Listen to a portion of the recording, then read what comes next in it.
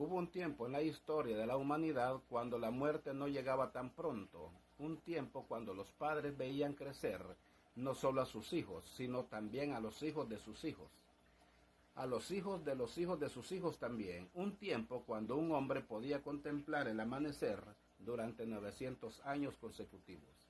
Esto no es una fábula ni una leyenda inventada por culturas antiguas. Esto está registrado en las páginas sagradas de la Escritura.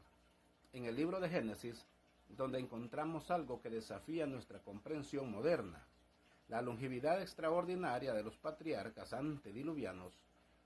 Las Escrituras nos presentan nombres como Adán, quien vivió 930 años. Set, su hijo, alcanzó los 912. Enos llegó a los 905 años. Cainán vivió 910 años. Mahalaleel alcanzó 895. Jares superó a muchos con 962.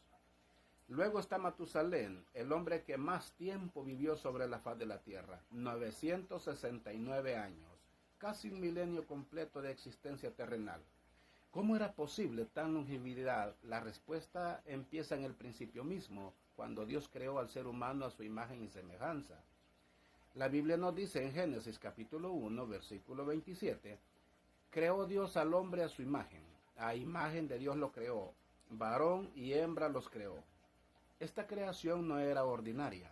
El ser humano fue formado del polvo de la tierra, pero Dios sopló en su nariz aliento de vida. El hombre se convirtió en un alma viviente. No había enfermedad, no había deterioro genético, no había corrupción como la que hoy hay. El ambiente antes del diluvio era completamente diferente. Génesis capítulo 2, versículo 6 menciona que subía de la tierra un vapor, el cual regaba toda la faz de la tierra.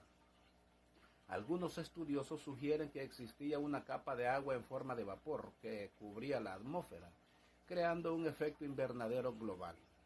Este ambiente protegía la Tierra de la radiación dañina del Sol, mantenía una temperatura constante y favorable, aumentaba la presión atmosférica, lo que permitía una oxigenación óptima. Todo esto contribuía a una salud excepcional, a una longevidad que hoy nos parece imposible. Había algo más. El código genético humano estaba intacto, sin mutaciones, sin errores de copia celular, sin las corrupciones que fueron acumulándose por generaciones. Cada célula se reproducía sin precisión perfecta. El sistema inmunológico funcionaba con eficiencia absoluta. El cuerpo humano era una máquina biológica diseñada para durar, para resistir, para continuar. Sin embargo, esta longevidad no solo era una cuestión biológica, había un propósito divino detrás de eso. Dios estaba permitiendo que la humanidad se multiplicara, que llenara la tierra, que estableciera civilizaciones. Cada patriarca tenía siglos para acumular sabiduría, para enseñar a las generaciones siguientes, para transmitir el conocimiento de Dios. Imagínese tener a su bisabuelo vivo y poder escuchar directamente de él las historias sobre Adán, sobre el jardín del Edén, cómo era la tierra antes de la caída. Esta longevidad también servía como testimonio. Cada año que pasaba era una evidencia de la paciencia de Dios, de su misericordia extendida. Metusalén, cuyo nombre significa cuando él muera, vendrá el juicio, vivió hasta el mismo año del diluvio. Su vida extraordinariamente larga fue una advertencia constante, un recordatorio viviente de que el juicio de Dios estaba llegando, pero que aún había tiempo para arrepentirse. Las Escrituras nos muestran que estos hombres no solo vivían mucho tiempo, sino también permanecían fértiles durante siglos. Génesis capítulo 5 describe cómo patriarca engendró hijos e hijas durante cientos de años. Esto significaba que la población crecía exponencialmente. En pocos siglos, la tierra estaba poblada por millones de personas, todas descendientes de Adán y Eva. Pero con el tiempo algo comenzó a cambiar, no de inmediato, sino gradualmente, como una sombra que se extiende lentamente al atardecer. La maldad comenzó a multiplicarse en el corazón de los hombres, la violencia se extendió por la tierra, la corrupción moral alcanzó niveles que clamaban al cielo, y fue en ese contexto en medio de una humanidad que se había apartado completamente de Dios. Dios pronunció palabras que cambiarían para siempre el destino de la raza humana. Génesis capítulo 6, versículo 3, dice estas palabras solemnes. Dijo Jehová, no contendrá mi espíritu con el hombre para siempre, porque ciertamente él es carne, nacerá en sus días 120 años. Este versículo es breve, pero contiene profundidades teológicas, proféticas y prácticas que han intrigado a estudiosos durante milenios.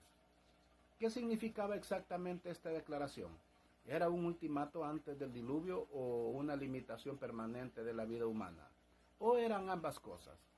Para entender completamente este misterio necesitamos sumergirnos en el contexto histórico y espiritual de esa época.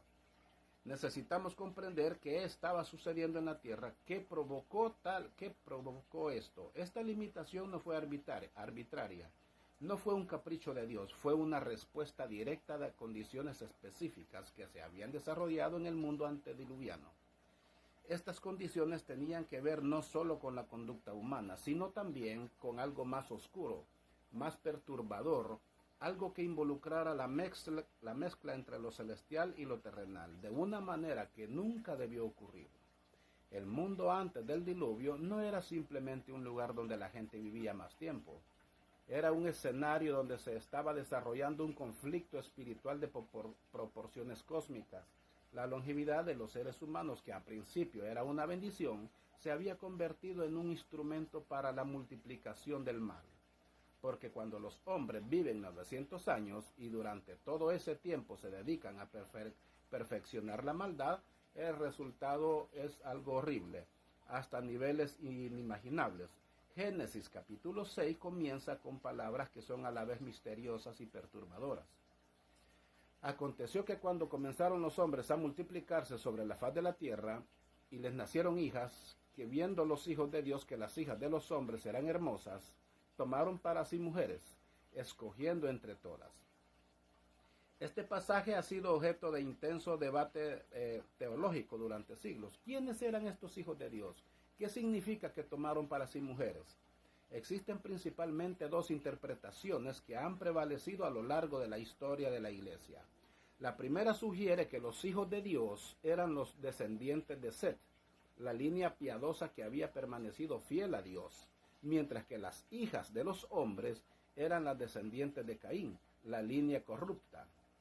Según esta interpretación, el problema fue que la línea santa se mezcló con la línea profana, diluyendo la fe y multiplicando la apostasía. Sin embargo, hay otra interpretación que ha ganado considerable atención, especialmente porque es la que sostuvieron muchos padres de la iglesia primitiva, y porque parece encajar mejor con el contexto inmediato del pasaje. Esta interpretación propone que los hijos de Dios eran seres angélicos, que abandonaron su estado original y tomaron forma física para unirse con mujeres humanas. Esta idea, aunque perturbadora, se encuentra apoyo en otro texto bíblico. En el libro de Job, por ejemplo, en varios pasajes usa el término hijo de Dios específicamente para referirse a seres angélicos. Job capítulo 1, versículo 6 dice, un día vinieron a presentarse delante de Jehová los hijos de Dios, entre los cuales vino también Satanás. Job capítulo 38, versículo 7, habla de la creación, cuando alababan todas las estrellas del alba y se regocijaban todos los hijos de Dios. En ambos casos, el contexto deja claro que no se trata de humanos, sino de seres celestiales. Además, el apóstol Pedro hace una referencia intrigante en su segunda epístola, en capítulo 2, versículo 4. Porque si Dios no perdonó a los ángeles que pecaron, sino que arrojándolos al infierno los entregó a prisión de oscuridad para ser reservados al juicio. Y Judas en el versículo 6 de su epístola añade, a los ángeles que no guardaron su dignidad, sino que abandonaron su propia morada, los ha guardado bajo oscuridad, en prisiones eternas, para el juicio del gran día. Estos textos sugieren que hubo ángeles que cometieron un pecado tan grave que fueron encarcelados inmediatamente sin esperar el juicio final. ¿Cuál fue ese pecado? Judas continúa en el versículo 7, conectando este evento con Sodoma y Gomorra, como Sodoma y Gomorra y las ciudades vecinas, las cuales de la misma manera que aquellos, habiendo fornicado e ido en pos de necios con naturaleza, fueron puestas por ejemplo, sufriendo el castigo del fuego eterno. La frase de la misma manera sugiere que el pecado de estos ángeles involucró inmoralidad sexual, específicamente yendo en pos de vicios contra naturalezas. Si esta interpretación es correcta, entonces lo que ocurrió en Génesis capítulo 6 fue una violación masiva del orden creado. Seres que pertenecían al reino espiritual invadieron el reino físico de una manera que Dios nunca pretendió. Se unieron con mujeres humanas y el resultado de estas uniones antinaturales fueron una raza híbrida que la Biblia llama Nefilim, traducida a veces como gigantes. Génesis capítulo 6, versículo 4 nos dice: había gigantes en la tierra en aquellos días, y también después de que se llegaron los hijos de Dios a las hijas de los hombres, les engendraron hijos. Estos fueron los valientes que desde la antigüedad fueron varones de renombre. Estos Nefilim no eran simplemente personas altas. La palabra hebrea en Nefilim proviene de la fal, que significa caer. Eran los caídos o los que hacían caer a otros. Eran seres de gran estatura física, eran grandes, de gran maldad. La presencia de estos seres híbridos en la tierra tuvo consecuencias devastadoras. Ellos se convirtieron en los valientes y varones de renombre de la antigüedad, pero no en el sentido positivo. Eran guerreros violentos, tiranos que oprimían a la humanidad. Su naturaleza mixta, parte angelical y parte humana, les daba capacidades que excedían las de los humanos normales, y su influencia corruptora se extendió por toda la tierra. Es en este contexto que debemos entender el versículo 3 de Génesis capítulo 6. Dijo Jehová: no contenderá mi espíritu con el hombre para siempre, porque ciertamente él es carne, mas serán sus días 120 años. Dios estaba observando esta corrupción masiva, esta mezcla antinatural entre lo celestial y lo terrenal. Esta violencia que se multiplicaba exponencialmente, él decidió poner un límite. La palabra contender en hebreo es dun, que significa juzgar, contender o permanecer. Lo que Dios está diciendo es que su espíritu no permanecería indefinidamente luchando con la humanidad. Había un límite para su paciencia. Ese límite era 120 años. Algunos eruditos interpretan esto como un periodo de gracia antes del diluvio, 120 años durante los cuales Noé construiría el arca y predicaría justicia, dando a la humanidad una última oportunidad para arrepentirse. Hay otra dimensión en este decreto. La frase porque ciertamente él es carne es significativa. Dios está reafirmando que el ser humano es una criatura física mortal, limitada. No está diseñado para vivir indefinidamente en un cuerpo corruptible, ni en un mundo donde la maldad se había multiplicado hasta extremos intolerables. Extender la vida humana más allá de cierto punto solo significaba extender el sufrimiento y la corrupción. El versículo siguiente, Génesis capítulo 6, versículo 5, nos da la razón fundamental detrás del decreto. Vio Jehová que la maldad de los hombres era mucho en la tierra, y que todo designio de los pensamientos del corazón de ellos era de continuo solamente el mal. Esta es una de las declaraciones más severas en toda la Escritura. No dice que había mucha maldad, sino que toda inclinación, todo pensamiento, todo el tiempo era solamente mal. La humanidad había alcanzado un punto de corrupción total. Para comprender verdaderamente por qué Dios decidió limitar la vida humana, necesitamos adentrarnos más profundamente en la naturaleza de los Nefilim y en el mundo que ellos ayudaron a crear. Las escrituras son deliberadamente breves en sus descripciones, pero lo poco que nos dicen, combinado con referencias posteriores en la Biblia, nos permite vislumbrar una época de terror y opresión sin paralelo en la historia humana. La palabra Nefilim aparece solo 2 veces en el texto hebreo del Antiguo Testamento. La primera vez es el Génesis capítulo 6, versículo 4, donde se introduce su origen. La segunda es en Números capítulo 13, versículo 33.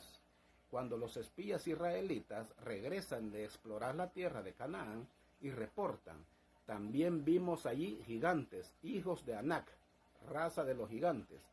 Éramos nosotros, a nuestro parecer, como langostas. Así les parecíamos a ellos, bien pequeños. Este pasaje en Números es revelador por varias razones. Primero, confirma que los Nefilim no eran simplemente una leyenda del pasado distante, sino que sus descendientes todavía existían en tiempos de Moisés. Segundo, nos da una idea de su tamaño. Los espías israelitas, que eran hombres adultos normales, se sentían como langostas en comparación de estos gigantes.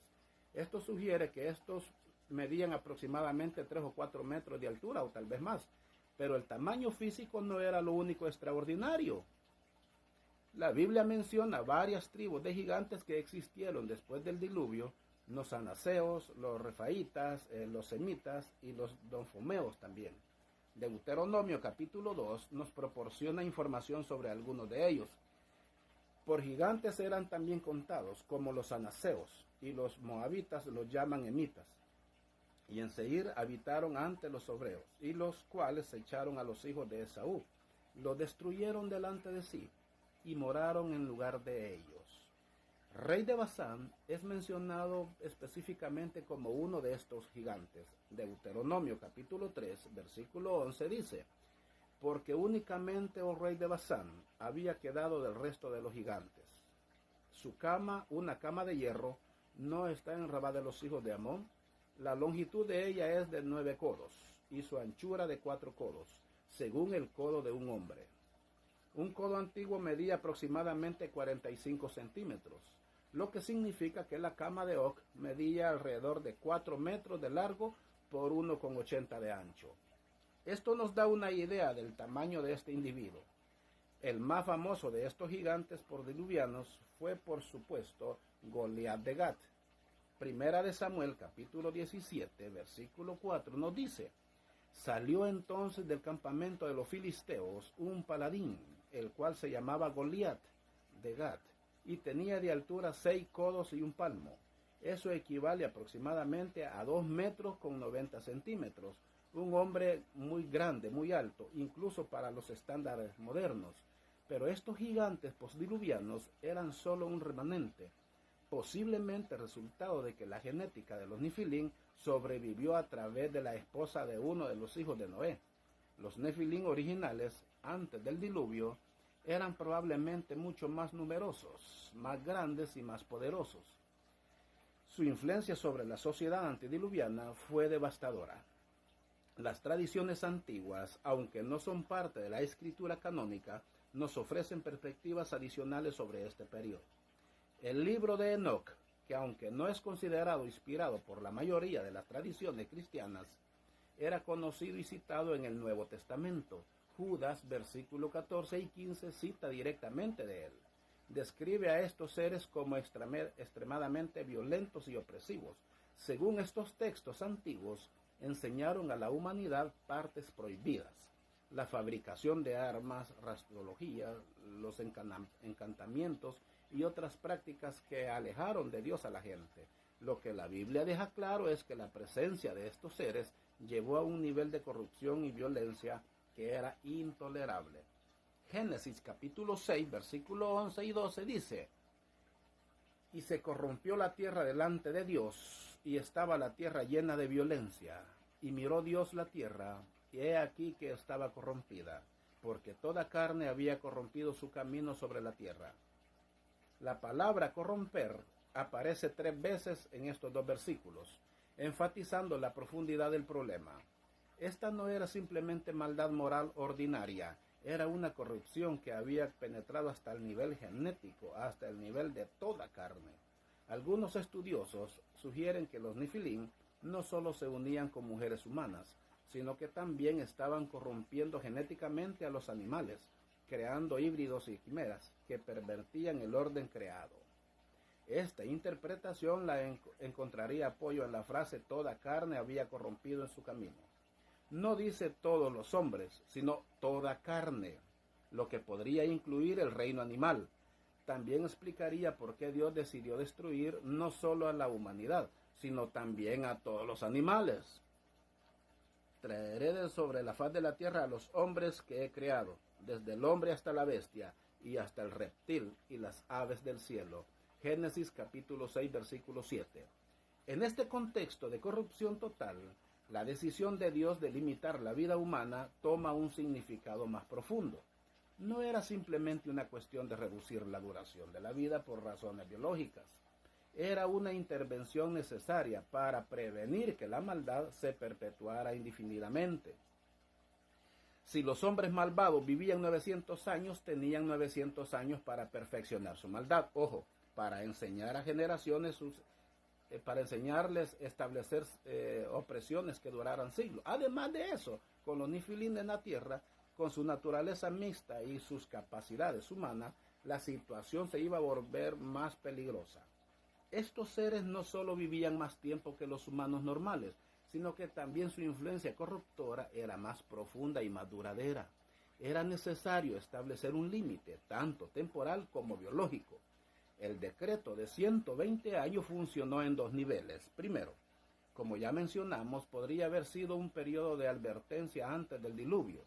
Pero segundo, y esto es crucial, establecía un nuevo límite para la longevidad humana después del diluvio.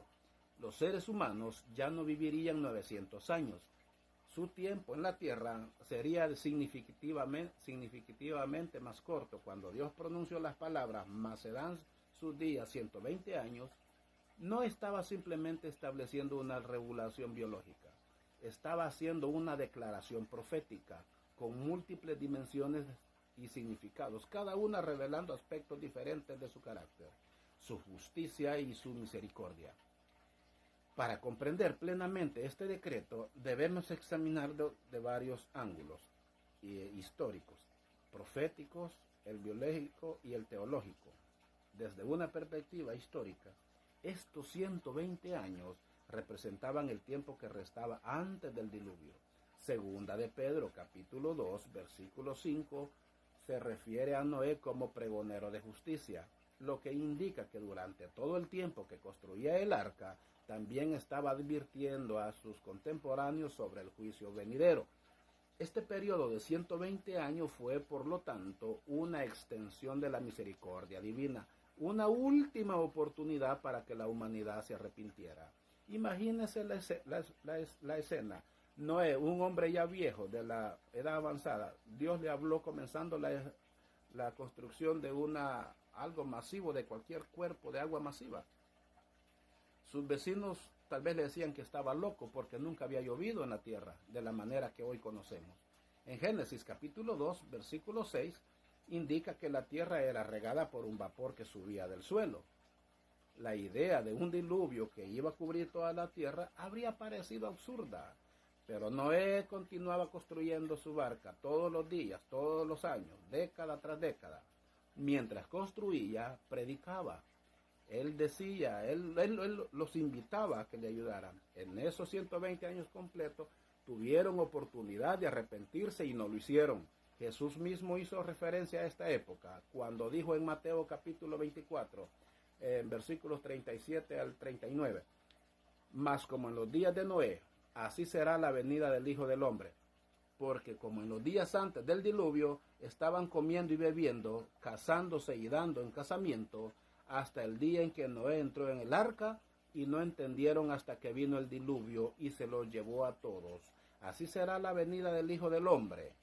Esta referencia de Jesús no solo confirma la historia del diluvio, sino que también establece un paralelo profético. Los días antes del diluvio se convierten en un tipo, una prefiguración de los días antes de la segunda venida de Cristo. La paciencia de Dios en esa época es un reflejo de su paciencia ahora. Así como hubo un límite entonces, habrá un límite hoy. Desde una perspectiva biológica, el decreto de 120 años representaba un nuevo límite superior para la longevidad humana. Aunque este límite no se implementó inmediatamente, podemos ver en la genealogía posteriores al diluvio una disminución gradual pero constante en la duración de la vida. Los hijos de Noé aún vivieron varios siglos, pero sus descendientes vivieron progresivamente menos. Sem, hijo de Noé, vivió 600 años. Su hijo Afarxad vivió 438 años. Sala, el siguiente en la línea, vivió 433 años. Heber vivió 464 años. Pero luego vemos una caída más pronunciada. Pelec vivió 239 años. Reu vivió 239. Serug vivió 230 años. Nacor vivió 148 años. Y Tared, el padre de Abraham, vivió 205 años. Para el tiempo de Abraham, la longevidad humana se había reducido considerablemente. Abraham mismo vivió 175 años. Isaac vivió 180 años. Y Jacob vivió 147 años. Moisés, quien escribió el libro de Génesis bajo inspiración divina, vivió exactamente 120 años, cumpliendo precisamente el límite establecido por Dios.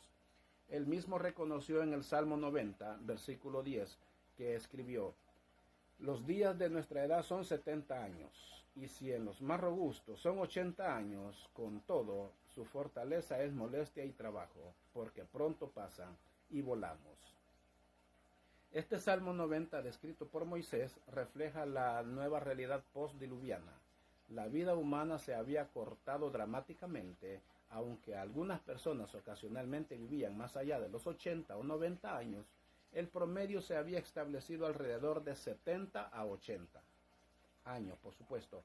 Hoy, con todos nuestros avances médicos y tecnológicos, el promedio de vida global sigue estando en ese rango, y los supercentenarios, aquellos superan los 110 años, son extremadamente raros. Es notable que en toda la historia documentada moderna, nadie ha vivido más de 120 años de manera verificable. La persona verificada más longeva fue Jean Candame de Francia, quien murió a los 122 años en 1997. Pero incluso su caso ha sido cuestionado por algunos investigadores. La mayoría de los gerontólogos consideran que 120 años es, de hecho, el límite máximo de la vida humana, precisamente como Dios lo declaró hace más de 4.000 años. Desde una perspectiva teológica, esto revela algo importante del carácter de Dios. Primero, demuestra su justicia. Dios no podía permitir que la maldad continuara sin control indefinidamente. Había un punto límite más allá del cual su paciencia se agotaba. Segundo, demuestra su misericordia. En lugar de destruir inmediatamente, dio 120 años de advertencia. Tercero, demuestra su sabiduría. Él entendió que acortar la vida humana después del diluvio tendría múltiples beneficios para la raza humana. ¿Cuáles son estos beneficios? Primero, limita el alcance de la maldad individual. Una persona malvada que vive 80 años causa menos daños que una que vive 900 años. Segundo, permite una renovación más rápida de la sociedad. Cada generación tiene la oportunidad de corregir los errores de los anteriores. Tercero, hace que cada vida sea más preciosa. Cuando el tiempo es limitado, tendemos a valorarlo más. Cuarto, nos mantiene conscientes de nuestra mortalidad y por lo tanto de nuestra necesidad de Dios. El apóstol Pablo reflexiona sobre esta realidad en Romanos capítulo 5, versículos 12 al 14. Por tanto, como el pecado entró en el mundo por un hombre, y por el pecado la muerte, así la muerte pasó a todos los hombres, por cuanto todos pecaron.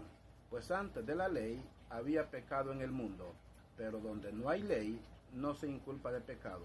No obstante, reinó la muerte desde Adán hasta Moisés, aun en los que no pecaron a la manera transgresión de Adán, el cual es figura del que había de venir.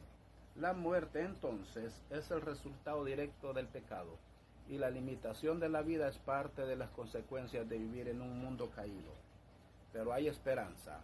Cristo vino para vencer la muerte, para ofrecer vida eterna a todos los que creen en Él. Aunque nuestros cuerpos mortales están limitados a un máximo de 120 años, nuestras almas son eternas. Después de pronunciar el decreto de 120 años, Dios procedió a revelar a Noé en su plan de juicio. Génesis capítulo 6, versículos 13 al 14 registra: dijo pues Dios a Noé: he decidido el fin de todo ser, porque la tierra está llena de violencia a causa de ellos, y he aquí que yo los destruiré con la tierra. Hazte un arca de madera de ser, harás aposentos en el arca, y la calafatearás con brea por dentro y por fuera. Las instrucciones que Dios dio a Noé eran específicas y detalladas. El arca debía tener 300 codos de largo, 50 codos de ancho y 30 codos de alto, aproximadamente 137 metros de largo, 22 metros de ancho y 13 metros de alto. Era una estructura masiva, más parecida a un barco carguero moderno que a cualquier embarcación de su época. Su diseño no era para navegar, era para flotar y resistir las aguas del diluvio. Durante 120 años, Noé construyó fielmente. Durante esos 120 años, el mundo continuaba haciendo su maldad. La gente veía a este hombre anciano construyendo su arca y se burlaban de él. Lo consideraban un loco. Pero Noé no se detuvo. Su fe inquebrantable en la palabra de Dios lo sostuvo más de un siglo de preparación. Finalmente, el día llegó. Génesis capítulo 7, versículo 4, registra las palabras finales de Dios a Noé. Porque pasados aún 7 días, yo haré llover sobre la tierra 40 días y 40 noches, y traeré de sobre la faz de la tierra a todo ser viviente que hice. La cuenta regresiva final había comenzado. 7 días más de gracia, 7 días más de oportunidad, y luego el juicio. Noé, su esposa, sus 3 hijos y sus esposas, 8 personas en total, entraron en el arca. Con ellos entraron representantes de todas las especies de animal terrestre y aves, 2 de cada especie inmunda y 7 pares de especies limpias. Entonces, Génesis capítulo 7, versículo 16, nos dice algo extraordinario. Jehová le cerró la puerta. No fue Noé quien cerró la puerta del arca, fue Dios mismo. La puerta de la misericordia estaba cerrada. 7 días después, exactamente como Dios había dicho, las compuertas del cielo se abrieron y las fuentes del gran abismo fueron rotas. Génesis capítulo 7, versículos 11 y 12 describen el evento. El año 600 de la vida de Noé, en el mes segundo, a los 17 días del mes, aquel día fueron rotas todas las fuentes del grande abismo, y las cataratas de los cielos fueron abiertas. Hubo lluvia sobre la tierra 40 días y 40 noches. Este no fue un simple aguacero, fue un cataclismo global de proporciones inimaginables. Por primera vez en la historia, la lluvia cayó sobre la tierra. No solo eso, las fuentes del grande abismo fueron rotas, lo que sugiere una actividad volcánica y tectónica masiva. Géiseres de aguas subterráneas brotaron con fuerza tremenda. El paisaje entero de la tierra fue transformado. Las aguas subieron durante 40 días y 40 noches. Luego continuaron subiendo hasta que cubrieron las montañas más altas bajo 15 codos de agua.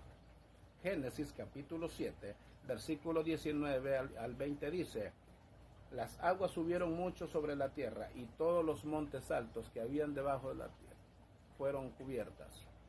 15 codos más altos subieron las aguas después que fueron cubiertos los montes. Todo ser viviente que respiraba aire murió. Génesis capítulo 7, versículos 21 al 23, lo describe con una solemnidad terrible. Y murió toda carne que se mueve sobre la tierra, así de aves como de ganado y de bestia, y de todo reptil que se arrastra sobre la tierra, y todo hombre.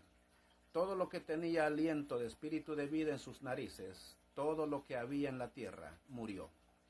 Así fue destruido todo ser que vivía sobre la faz de la tierra, desde el hombre hasta la bestia, los reptiles y las aves del cielo. Fueron raídos de la tierra, y quedó solamente Noé y lo que con él estaban en el arca. Este juicio fue absoluto y comprensivo. Los nefilim murieron, los hombres malvados que habían corrompido la tierra murieron, los animales híbridos murieron. Todo lo que representaba la corrupción del mundo antediluviano fue eliminado. Solo Noé y su familia, ocho personas que habían permanecido fieles a Dios, sobrevivieron. Las aguas prevalecieron sobre la tierra durante 150 días. Luego Dios hizo soplar un viento sobre la tierra, y las aguas comenzaron a decrecer. El arca reposó sobre los montes de Ararat el día 17 del mes séptimo. 3 meses más tarde, las cimas de las montañas se hicieron visibles. Noé envió un cuervo que volaba de un lado a otro. Luego envió una paloma que regresó porque no había lugar donde posarse. 7 días después envió la paloma otra vez y regresó con una hoja de olivo. 7 días más tarde envió la paloma una tercera vez y ya no regresó. Finalmente, 1 año y 10 días después de que comenzara el diluvio, Noé, su familia y todos los animales salieron del arca hacia un mundo completamente diferente, transformado. Ya no existía la cubierta de vapor que protegía la tierra. La temperatura hoy era diferente. Los vientos soplaban, la radiación solar llegaba sin filtro, las estaciones habían sido establecidas. Lo más significativo, el mundo había sido limpio de toda la corrupción genética y moral que lo había plagado. Cuando Noé salió del arca, se encontró en un mundo radicalmente diferente al que había conocido antes. El diluvio no había simplemente destruido la vida sobre la tierra, había transformado completamente el ambiente del planeta. Estos cambios ambientales tendrían consecuencias directas sobre la longevidad humana. Explicaría cómo el decreto de Dios de limitar la vida a 120 años se implementaría gradualmente en las generaciones subsiguientes. Lo primero que Noé hizo al salir del arca fue construir un altar y ofrecer sacrificio a Dios. Génesis capítulo 8, versículo 20 dice: edificó Noé un altar a Jehová, y tomó de todo animal limpio y de toda ave limpia, y ofreció holocausto en el altar. Esta acción reveló que Noé entendía la gravedad de lo que había ocurrido y la misericordia que Dios había mostrado al preservar su familia. La respuesta de Dios fue establecer un pacto con Noé y con toda la creación.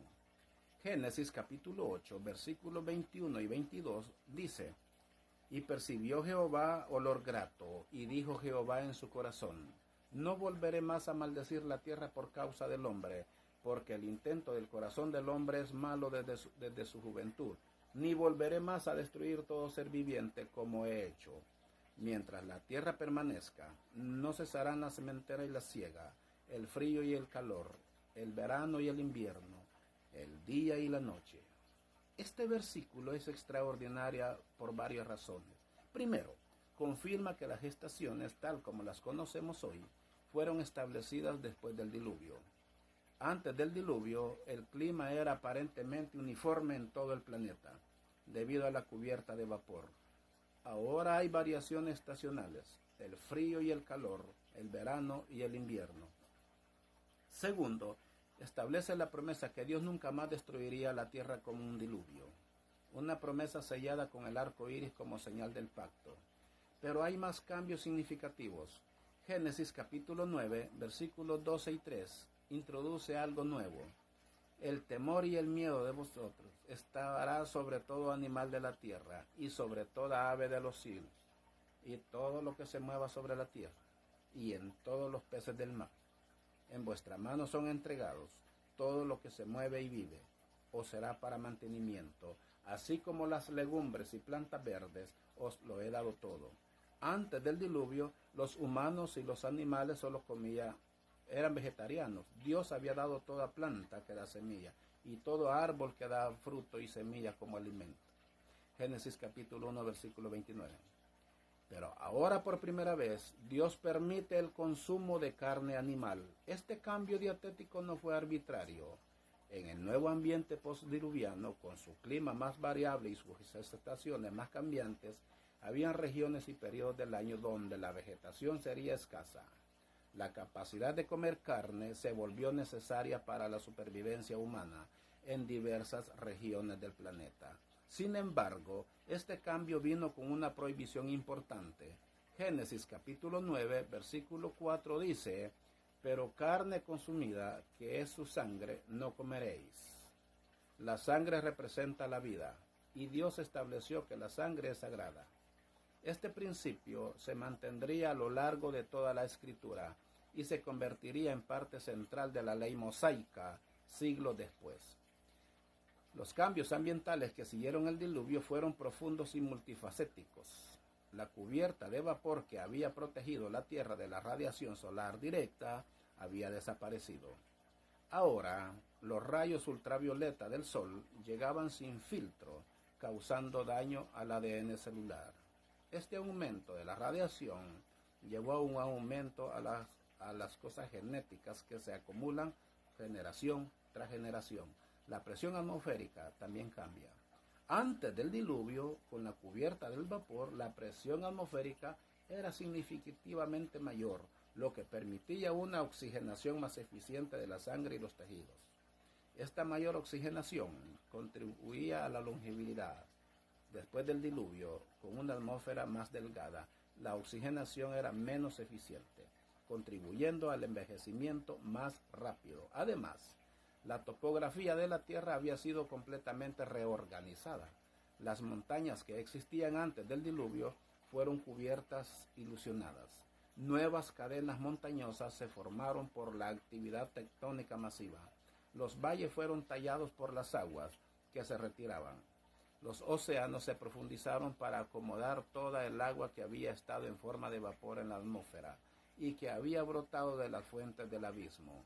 Esta nueva geografía creó diferentes zonas climáticas, regiones polares frías, zonas templadas y regiones tropicales cálidas. Los humanos y los animales que ahora se dispersaban desde el monte Ararat tendrían que adaptarse a estas diferentes condiciones. Esta adaptación acelerada llevó a la diversificación a razas humanas y especies animales que vemos hoy. Otro factor crucial fue la introducción de enfermedades. Antes del diluvio, con un código genético más puro y un ambiente más favorable, las enfermedades probablemente eran raras o inexistentes, pero después del diluvio, con el aumento de mutaciones genéticas, el estrés ambiental y posiblemente la adaptación de microorganismos a nuevas condiciones, las enfermedades se volvieron más prevalentes. Todos estos factores trabajaron juntos para reducir gradualmente la longevidad humana. No fue un cambio instantáneo, sino un progresivo. Los hijos de Noé todavía vivieron varios siglos, porque habían nacido antes del diluvio, habían pasado sus años formativos en el ambiente más favorable del mundo antediluviano. Pero sus descendientes, nacidos en el Nuevo Mundo, vivieron progresivamente menos. Esta reducción gradual es exactamente lo que vemos en las genealogías bíblicas. Cada generación vive un poco menos que la anterior, hasta que para el tiempo de Abraham la longevidad humana se había estabilizado alrededor de 270 años, y para el tiempo de Moisés había caído a 120, exactamente como Dios había dicho. La historia de la humanidad después del diluvio está marcada por otros eventos significativos que tendrían implicaciones directas sobre la diversificación de la raza humana y indirectamente sobre la longevidad, la Torre de Babel y la confusión de lenguas. Este evento, registrado en Génesis capítulo 11, representa el segundo gran juicio de Dios sobre la humanidad postdiluviana y explica cómo se formaron las diferentes naciones y grupos étnicos que conocemos hoy. Después del diluvio, las familias de los hijos de Noé comenzaron a multiplicarse y llenar la tierra nuevamente. Génesis capítulo 9, versículo 19 nos dice: estos tres son los hijos de Noé, y de ellos fue llena toda la tierra. Los tres hijos, Sem, Cam y Jafet, se convirtieron en los progenitores de todas las naciones posteriores. Sus descendientes se mencionan en detalles en Génesis capítulo 10, conocido como la tabla de las naciones. Sin embargo, en lugar de dispersarse y llenar la tierra como Dios había ordenado, los descendientes de Noé decidieron permanecer juntos. Génesis capítulo 11, versículos 1 al 4, describe lo que ocurrió. Tenía entonces toda la tierra una sola lengua y una misma palabra. Aconteció que cuando salieron de oriente, hallaron una llanura en la tierra y se establecieron allí. Se dijeron unos a otros: vamos, hagamos ladrillo y cozámoslo con fuego. Y les sirvió el ladrillo en lugar de piedra y el asfalto en lugar de mezcla. Y dijeron: vamos, edifiquemos una ciudad y una torre, cuya cúspide llegue al cielo, y hagamos un nombre, por si fueran más esparcidos sobre la faz de la tierra. La construcción de la Torre de Babel no fue simplemente un proyecto arquitectónico ambicioso, fue un acto de rebelión contra Dios. Tenía varios componentes problemáticos. Primero, era una manifestación de orgullo. Hagámonos un nombre. Segundo, era un intento de establecer un gobierno mundial único bajo liderazgo humano, en oposición al gobierno de Dios. Tercero, era una forma de idolatría, ya que la torre probablemente servía a propósitos religiosos, similar a los pilares mesopotámicos superiores. La frase cuya cúspide llegue al cielo no significa necesariamente que intentaban construir literalmente hasta el cielo, sino que la torre representaba un intento de alcanzar el ámbito divino a través del esfuerzo humano. Era una forma de religión de obras, un intento de llegar a Dios sin necesidad de fe o sumisión. La respuesta de Dios fue inmediata y dramática. Génesis capítulo 11, versículos 5 al 9 registra: y descendió Jehová para ver la ciudad de la torre que edificaban los hijos de los hombres. Y dijo Jehová: he aquí el pueblo es uno y todos estos tienen un solo lenguaje. Han comenzado la obra y nada les hará desistir ahora de lo que quieren hacer. Ahora pues